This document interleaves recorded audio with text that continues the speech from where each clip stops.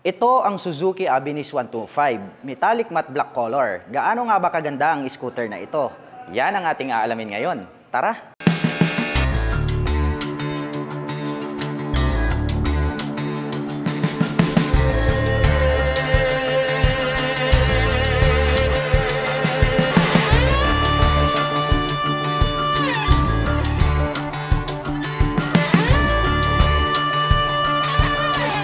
Kung naghahanap kayo ng scooter na mayroong muscular design, highly recommended po itong kanilang Suzuki Avinis 125. Dahil makikita pa lang natin itong kanyang pagkakaroon ng Suzuki logo dito sa gitna. Ayan o, chrome color po yan na naka-emboss 3D emblem po siya.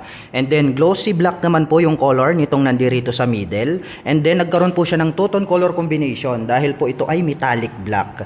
And then nag-complement naman yung color mga ka-LM. Parang ang dating niya is nagkaroon po siya ng classic looks na design. And then mapunta naman po tayo dito sa kanyang main light. Ayan, nagkaroon po siya ng partition sa gitna. So nagkaroon po siya rito ng high beam at low beam. At ang ganda rin nitong kanyang daytime running light dito na mahaba. At pagdating naman dito sa gilid, ang ganda rin nitong pagkaka-design niya. Parang nagkaroon siya rito ng winglet. At the same time, sharp po yung edges dito sa ibaba. Mapunta naman po tayo dito sa taas, dito sa kanyang handlebar cover. Ayan o, nagkaroon siya rito ng little visor. So ang ganda rin ng pagkaka-design, no? So glossy black naman po siya, and then matte black color naman po itong kanyang handlebar cover. At sa taas may makikita po tayo rito na Suzuki in white color. At nandirito na pala mga ka-LM itong kanyang turn signals. Located po siya rito sa kanyang cover. Well, napakaganda nung kanyang positioning kasi nasa taas, no? Talagang very visible yan. Ayan o, nandirito siya sa taas. So bulb type po yung kanyang ginagamit. Well, mapunta naman tayo dito sa gilid. Ang ganda rin ng pagkaka-design. May naka-emboss na part dito, may mga deep lines. At the same time, nagkaroon po rito ng bilog na added reflector lights. Well, visible naman po yan kapag mag-cross road ka. Kasi nga po, nandirito siya sa gilid. At dito sa ibaba, makikita natin, mayroong decals dito na glossy black. So hindi masyadong halata kasi nga metallic black na po itong kanyang background. Well, minimalist decal makikita natin dito sa ibaba. At mapunta naman po tayo dito sa kanyang front fender. Ayan oh, napaka-bulky. No, ang laki rin pala nitong kanyang front fender. So metallic matte black din po yung kanyang color. At pagdating naman po rito sa kanyang front suspension, nito po ay equipped with traditional telescopic fork, which is matte black naman po yung kanilang ginamit.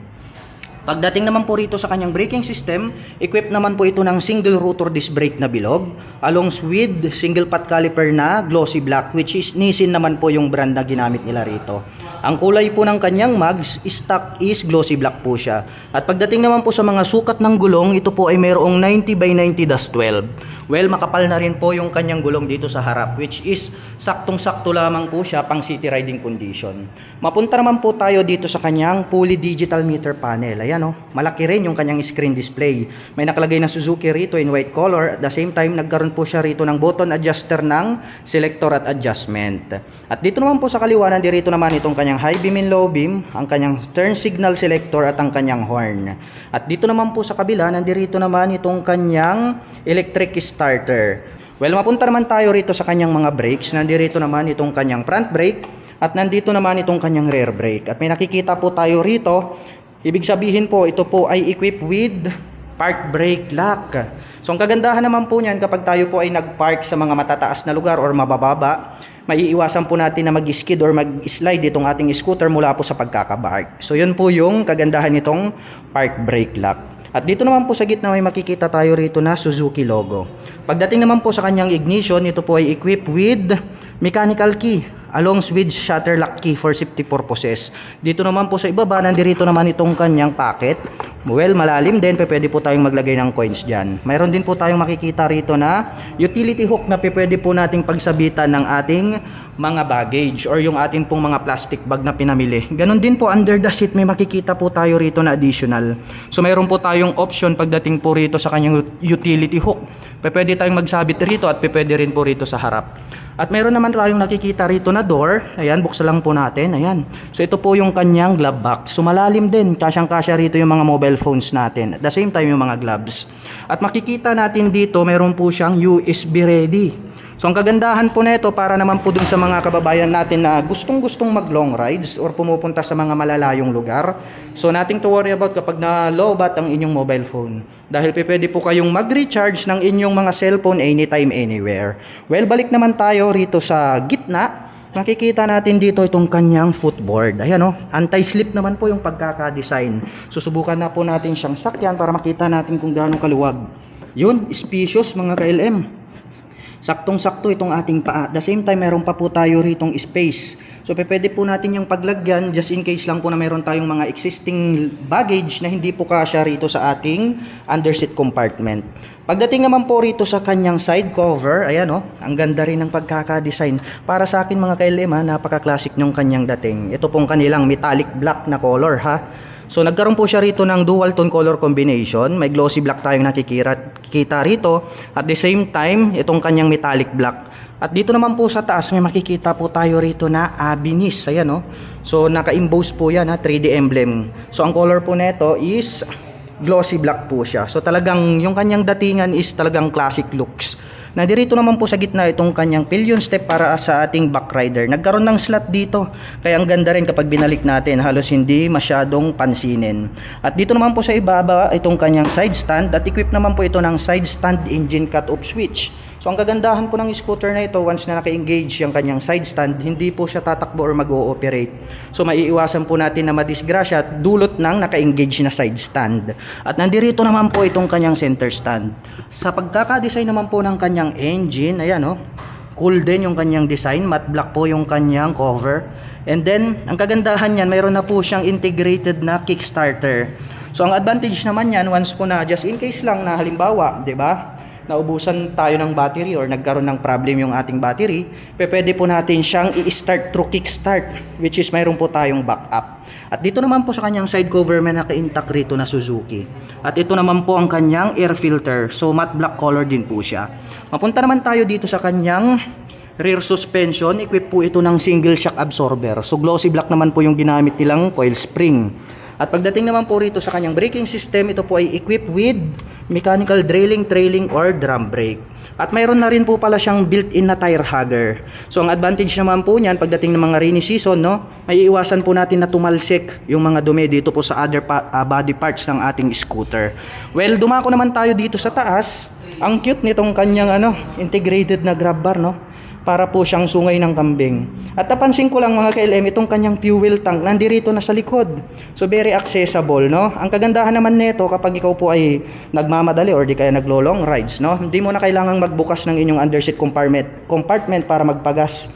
Dahil located na po siya rito sa dulo. So less hassle free na rin po siya. Ang ganda rin itong kanyang fuel tip. So silver color naman po siya. Well, dumako naman po tayo dito sa kanyang stock pipe.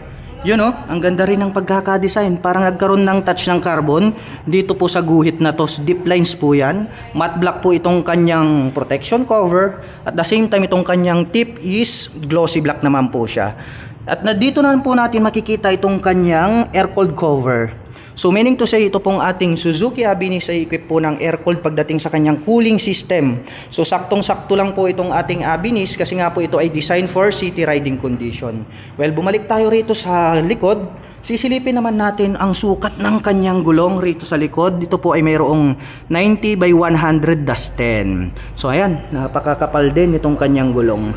At mapunta naman po tayo rito sa kanyang tail light. Ayan, silipin natin. Yun, very unique din yung pagkaka-design, no? Wala siya rito sa gitna, nandirito po siya sa gilid, no? Parang yung design niya is parang turn signals. Well, anyway, unique po yung pagkaka-design. Nagkaroon po rito ng split LED. Yan, no? Kitang-kita natin na parang nagkaroon pa ng daytime running light. At nandirito naman po itong kanyang turn signals. Ayan, naka-pop up, no? Napakalaki. So, bulb type po yung ginagamit niya. At itong naka-emboss na part na to, pag atin pong sinilip, ayan, mayroon po siyang ilaw. So, mayroon po siyang built-in na plate light. So, visible po yung ating plate pagdating ng gabi. May added reflectors po dito sa gitna.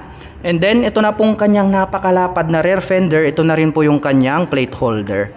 Well, dumako naman tayo rito sa kanyang upuan. Pagdating po rito sa kanyang seat cover, nagkaroon po siya ng dual tone color combination.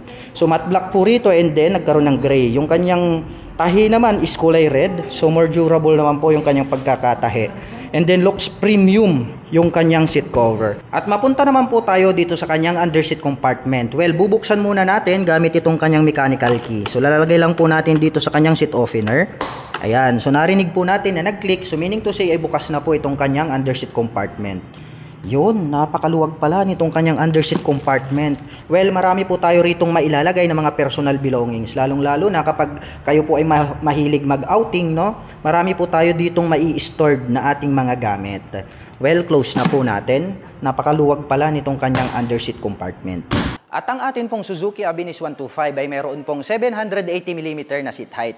Ngayon naman ay susubukan nating sakyan para malaman nyo kung gaano nga ba ito kataas. Anyway mga ka-LM, ang aking height is just around 5'6". At kitang-kita naman natin dyan sa camera, tiptoe tayo, konting-konti lang naman. Halos maglapat naman yung ating foot below the ground. Kaya talagang masasabi ko na very comfortable to para sa mga 5'6" in height na kagaya ko. At para naman dun sa mga kababayan natin na hindi naman masyado katangkaran nating to worry about.